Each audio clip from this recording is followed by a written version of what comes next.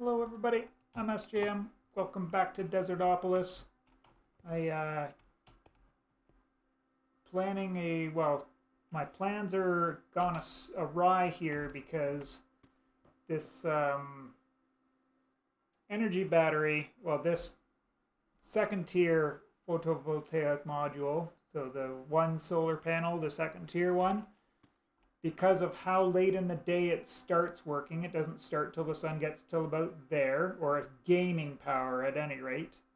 Like it gains some power when the sun is mid in the sky, but it doesn't actually generate enough power to overcompensate the 9 FE per tick that we're using in here, 8 of which is just the wireless. So without a better energy source, the wireless is definitely a mistake, and you should probably not do that unless you have the capabilities like I have to jump straight to a reactor.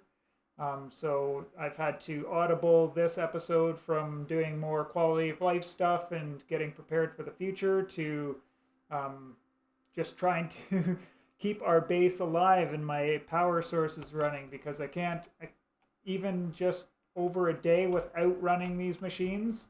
I think it rained yesterday, so part of the day, so most of the day, I didn't gain any power at all. But we go up to about 560 during the day, and then during the night, and I sleep through the nights, I end up down close to 500 again. So, and this is the same when the sun is going down again. So it's only like when the sun is here to about when the sun is here, like maybe say 10 a.m. to 2 p.m. is the only time we're actually, or not a.m., p.m., 10 a.m. to 2 p.m. is the only times of the day when we're actually gaining power with the with this particular solar panel from Ender IO. So two options, obviously. We could make some more solar panels, just maybe make another power conduit here and line them up on there. Tier 1, tier 2, whatever, just something else to get more power in there. Or because I've been thinking ahead and I'm actually ready for it now, I believe, if my calculations are correct. My math again, so don't quote me on calculating anything. So my math there, hopefully it's good enough, and we're able to get the smallest size reactor up and running in this episode. So let's jump into it here. So we'll just go into our crafting grid. I'm going to throw all of this stuff into the system for now. And I'm going to get fancy.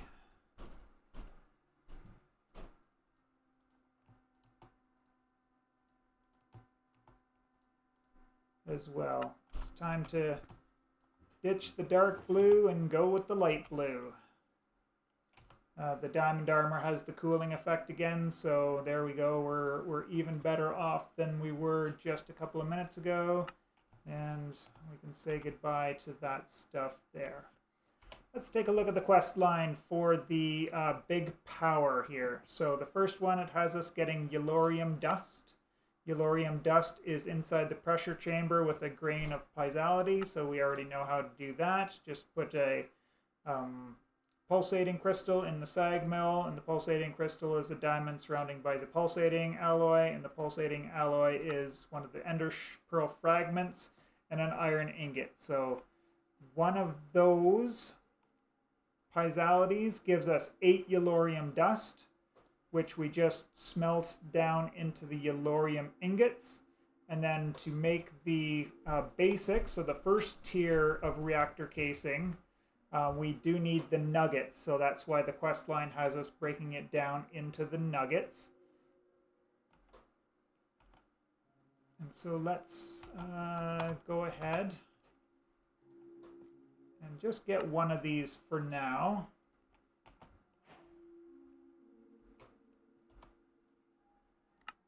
Oh, this is where we get it. The extreme book is there once we get the Yellorium ingots. So if we're going to take a look in the book here, it's going to tell us about stuff that doesn't matter, like ores but the first reactor is the one that we're going to be looking at because this is going to give us the numbers that we want to go by. Do not look at these recipes over here. Some of them work, like the reactor glass one is correct. Actually, no, these all look correct. So they are updated. Okay. Yeah, they all look fine. So it's going to tell us exactly what we need here. So the smallest size is a 3x3x3, which is 27 total blocks. And indeed, the very middle block is required because that's where you put one of the reactor fuel rods. So we do need all 27. So if we count up there, 22, 23, 24, 25, 26, 27. So I added it all up, 22 casings. For that, plus we need more casings, right? To make this the access port, we need 4 more casings just to make one of those. To make the control rod, we need 4 casings just to make that one. And this is showing all of the basic recipes. I'm just going to go straight into the reinforced. You don't have to, but there's not any real huge, well, there is a huge cost. It's about double the price. And oh no, I factored that in. Okay. So to go straight to the reinforced casings and the 3x3x3 reactor, I calculated we needed 336 iron and 307 graphite or so. But I guess we'll find out here in a couple of minutes. So I need 38 total of these reactor casings.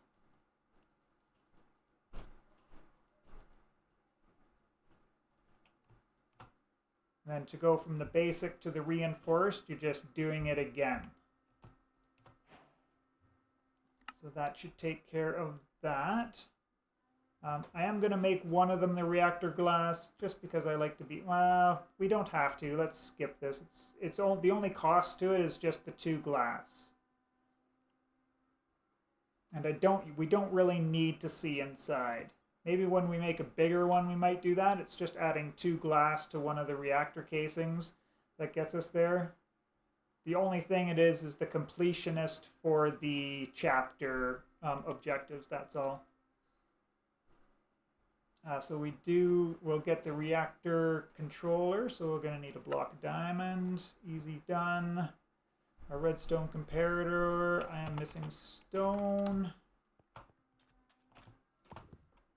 Grab a block of stone, and then we're not in danger of running out of power, but I'm just going to do that just so I can ease my mind and I don't have that. I'm not thinking about that if I happen to mess up along the way here.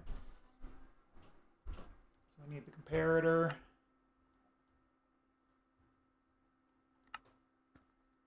Now we've got the controller. Fuel rod, and now you can see why I wanted the refined storage system, because it makes crafting just this easy. One thing I guess I didn't do is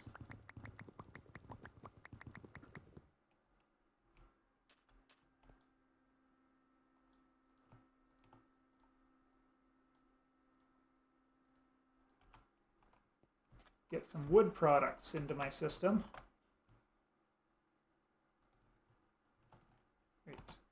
Control G, please. Control G. Thank you. To use your wireless crafting, the initial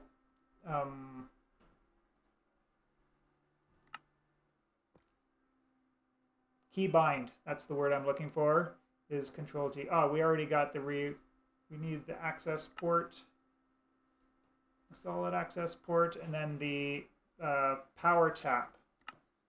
So basically the access port, we can do input and output from the same block. You just have to toggle which one you want from it. So if you want to automate your reactor, you will need 2 of these if you want to have fuel going in and pull the reactants out in it from a different block.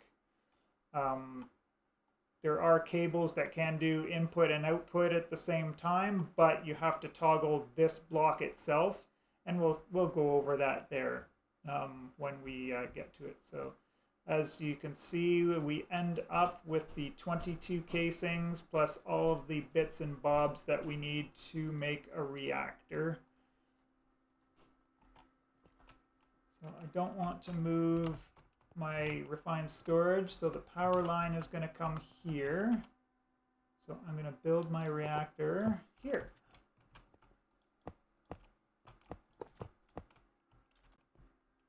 I think I'm going to try the power tap here.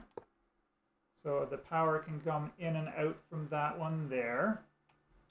May as well put the solid access port here.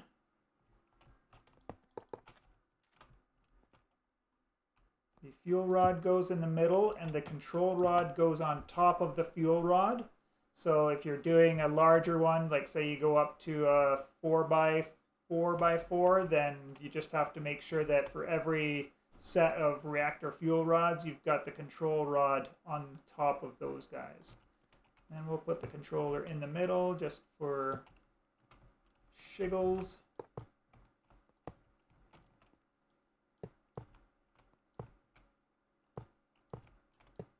Then if everything is done correctly, it is not. Okay, so the problem is the power tap cannot go on the outside edge is my best guess. So the power tap's going there. And thus the access port is going here. I wanted to be facing it when we put in the last block, just like that, and she should pop open for us there. This is what the UI looks for. We'll go over this once we get some fuel into it and have it going. So I ended up without any extra yellorium. I ended up with 7 yellorium nuggets. So let's see if that can actually fire up the... I put an ingot in last time. I don't know...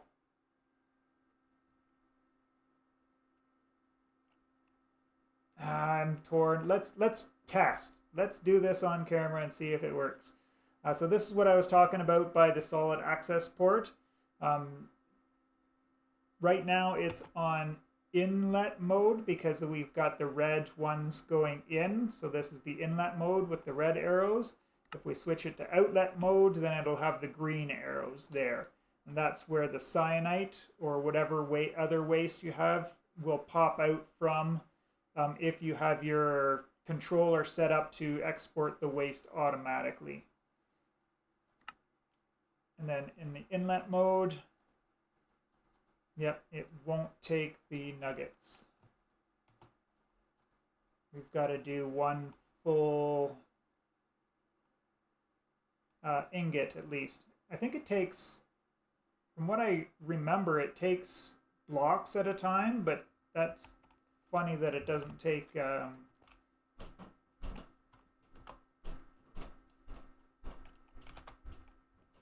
nuggets then. If it takes blocks and ingots, then why won't it take... yeah. Anyways.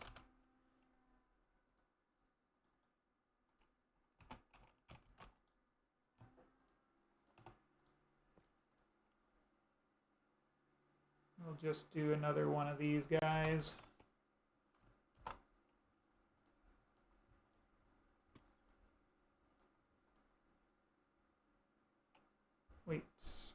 Wait. Diamond. Diamond, not iron. Sag that down. Throw the book in, why not? We'll push this through here. Then I'll smelt it up and we'll come back with a yellorium ingot. All right, 10 seconds later, we've got at least one yellorium ingot. I'm just going to put one in for now. Wow, is that UI ever buggy? So that's gone in.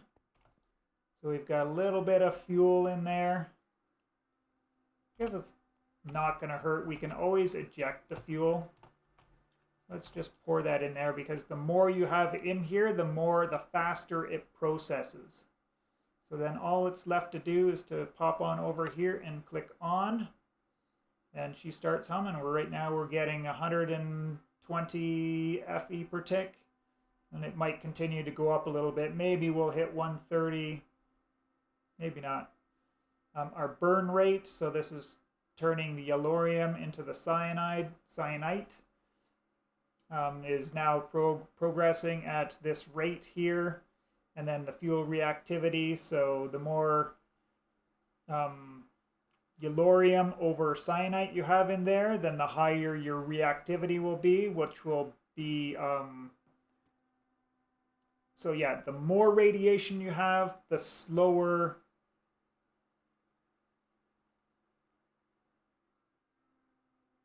it will go. Higher levels of radiation reduce fuel burnup. So if you want it to go faster, you leave your waste product inside and it will go faster. I don't know if that makes the temperature higher or not, but I haven't had any problems with temperature with this one yet. But there's probably guides out there in the YouTubes or in the interwebs somewhere if you really want to get into the ins and outs of especially the larger size reactors. So in our internal buffer, these are just heating things. So I've never had any problems with the heat, especially in this 3x3x3, the little guy. And this is our internal energy buffer. So let's pop on over here and get it hooked up.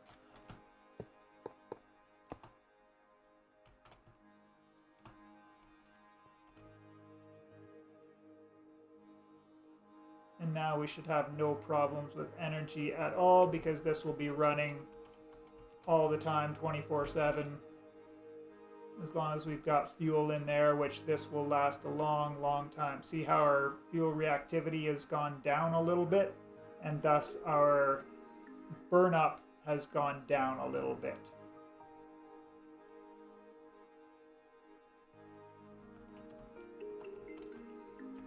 Why are you not pulling?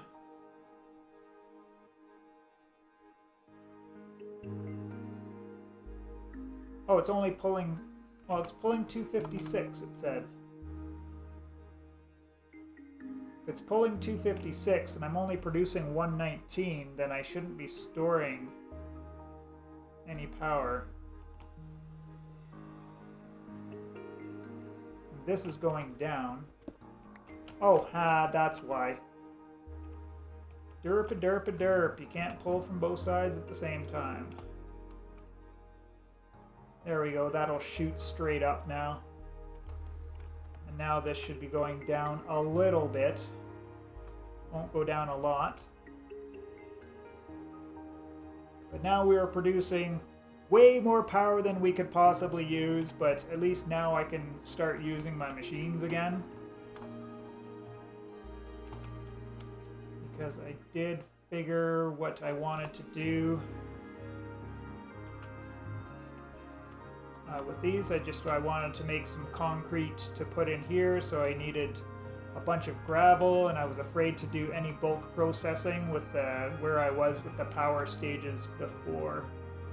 So I think I'm going to do some red concrete in here. So I started growing some beetroots over in my farm. And obviously I got my diamond chicken producing, which is where all those diamonds you saw at the beginning of the episode come from. I'm just doing a quick batch now to get through any of my diamond needs. Like, say, I could now get a diamond wand to make building my walls a lot less painful. And so on and so forth. Lots of things, fun things come with the Diamond Age, obviously. We'll get the get myself a weapon, tools, all the bits and bobs, all the fun stuff.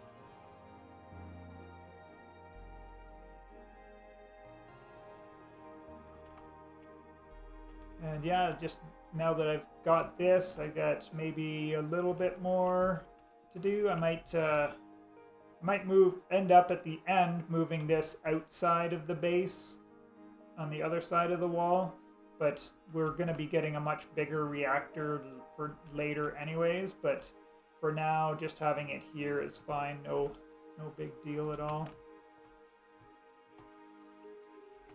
There we go. We can fill that all the way back up and hopefully get this burning faster, because we are now gated to the next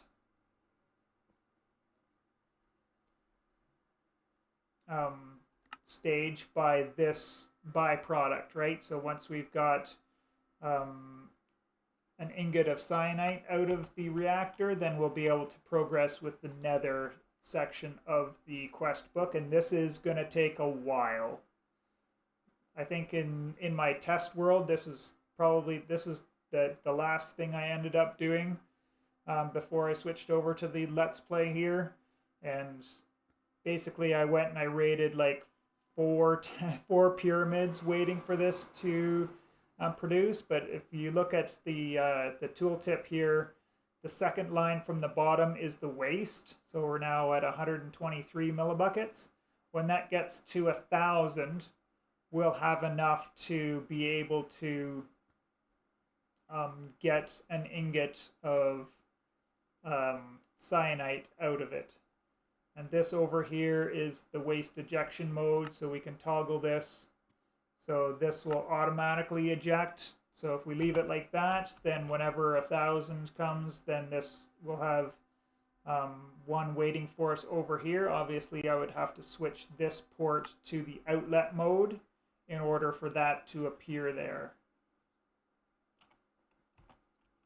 So I'll just leave that in the output mode for now. And then whenever we get there, at this point, I'm not going to worry. This battery internal buffer can fill up and there's no bad things will happen. Like it doesn't start heating up more and more and more if there's nowhere for the energy to go. And we're actually producing a little over 200 Fe per tick now when I put all of that yellorium in there. So that's good, good, good. So, feel better. My power woes have been solved. I've now got some gravel. I can now grab some sand. Actually, I want to grab more gravel, obviously. Actually, I don't need nearly that much, do I?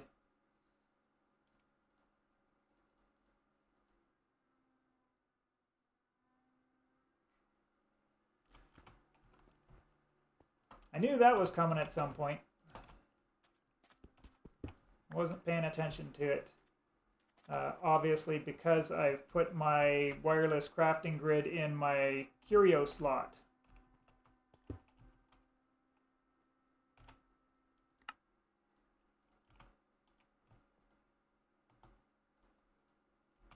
And I need a capacitor. I do need to go and make a capacitor at some point. Switching the capacitors between the machines will not kill the energy buffer in it. You just won't be able to use the machine if you don't have the capacitor in it.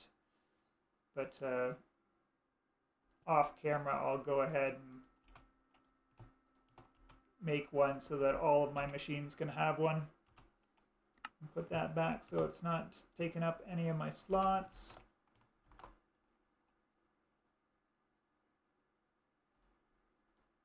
Five should be enough for now.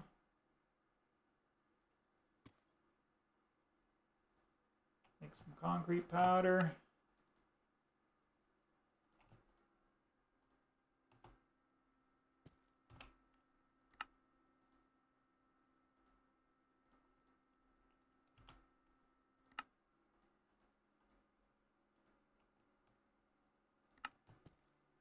We'll dump that back into the system for now. That all goes back into the backpack. And we also can now make the speed upgrades. So I'll show you what I did over here. Is I grabbed, actually I made a third one. I grabbed an iron block, I put it there, and I had my entropy wand. And I just bucketed the diesel in there with some redstone.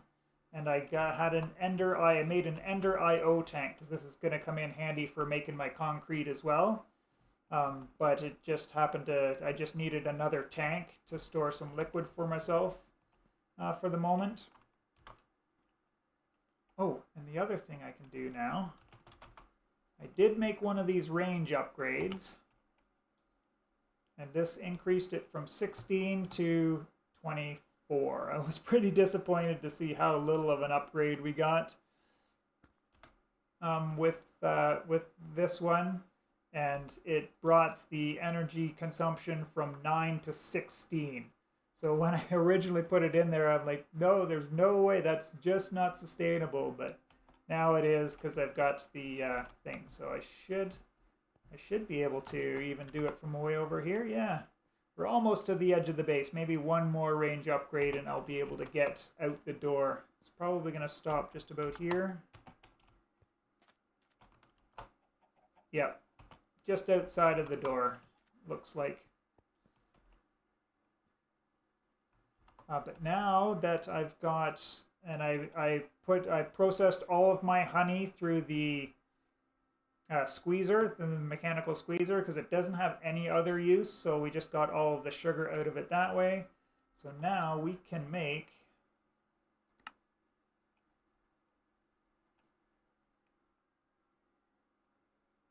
for some reason it doesn't like the Ender IO tank. I guess if I had waited for the recipe to go past it, it would have been fine.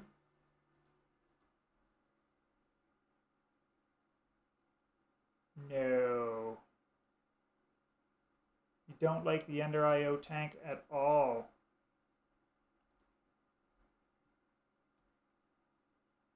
Well, that's hurtful. What's wrong? What did the Ender IO tank ever do to you, Mr. Refined Storage System? All right.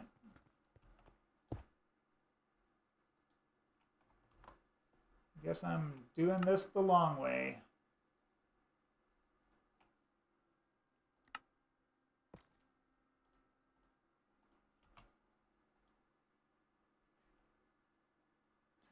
Anyways, what I was going to do was going to do the craft and do like the 15, just make 15 speed upgrades for now, because that's how many buckets of diesel that I had to make.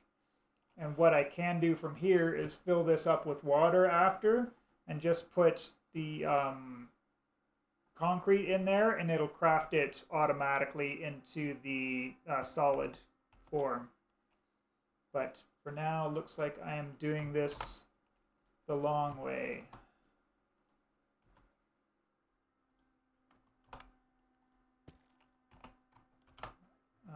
No.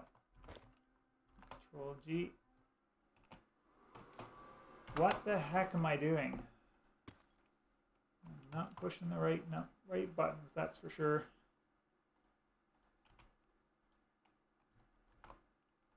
So yes, that's really unfortunate, but the other tanks should work for that. Just for some reason, the Ender IO doesn't like the Ender IO tank.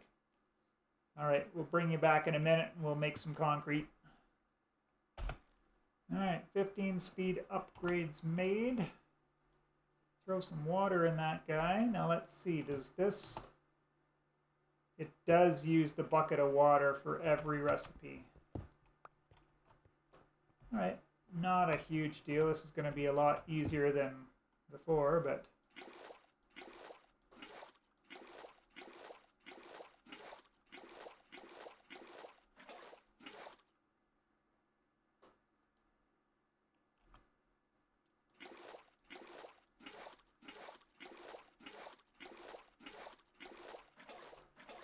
This, I don't know. It might be worth doing the dropper method for this, right? got the obsidian lying around, I could just put a piece of obsidian down. Oh, that's all of that's done. Now I've got to empty this out.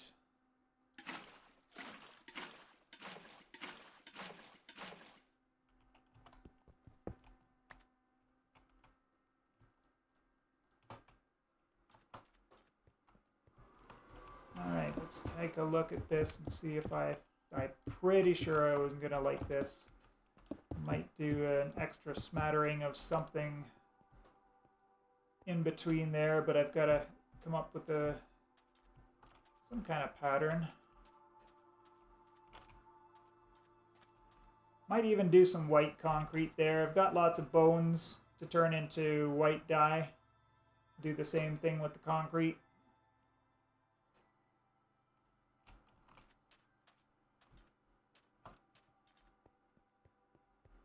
That might clean it up a little bit.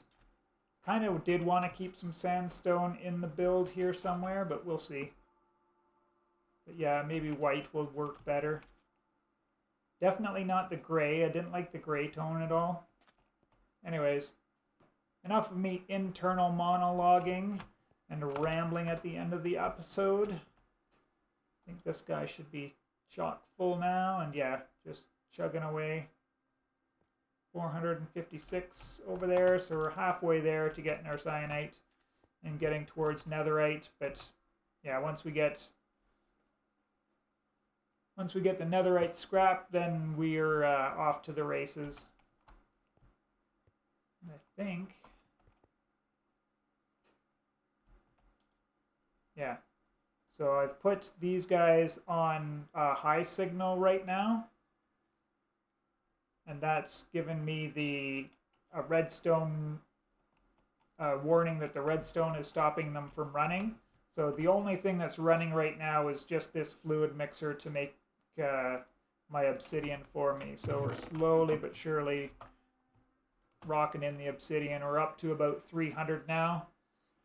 Just if we look at the uses there, we can use it to make void upgrades for drawers so that when we're automatically producing stuff, if we don't want to, like, especially when we have byproducts, like if we were running an extractinator setup into a drawer system, we could automatically void off the lapis if I didn't want to and have all the iron coming in, or vice versa if for some reason you didn't need any more iron.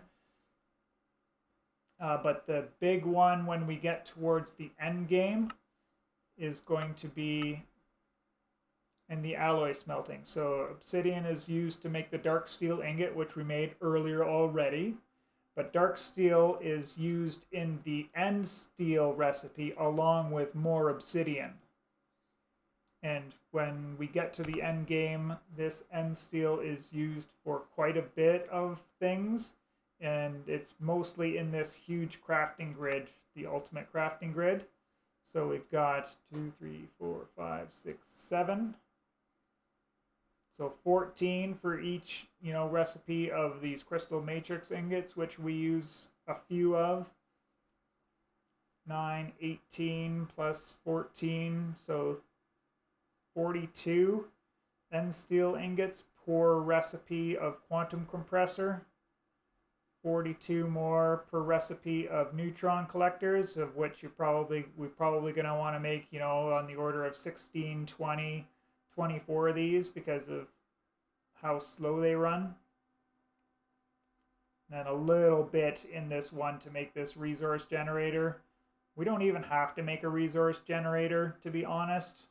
This recipe is a little bit moot because the only thing it's used for is duplicating record fragments, and record fragments come from just breaking down any music disc. But I think we can just buy music discs from the Amadron tablet, and we don't have to worry about that at all. We've definitely gone way over time. But yeah, I just wanted to demonstrate why we needed so much obsidian. So I'm 300. I think we're getting there on.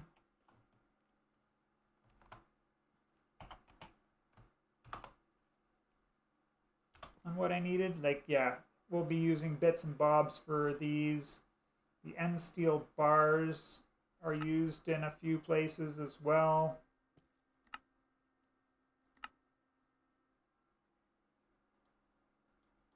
Yeah, there's no use for the powdered obsidian in this pack. It's a speed block, I guess. I guess I could use this to speed up some more machines, but in that case, I could just go with this vibrant alloy, which we just need to take. Oh, we need to make some energetic alloy, which isn't too hard. That's just gold and glowstone. And that would, if we need to speed up any of our resource generators or fluid generators, that'd be a good use for it there. Yeah, I think we're going with the white concrete here at the end of the day. Make some kind of, this plus pattern isn't the best, but maybe we'll work with it. All right, that's enough rambling for me. I appreciate you all for checking out the episode, and we will see you in the next one.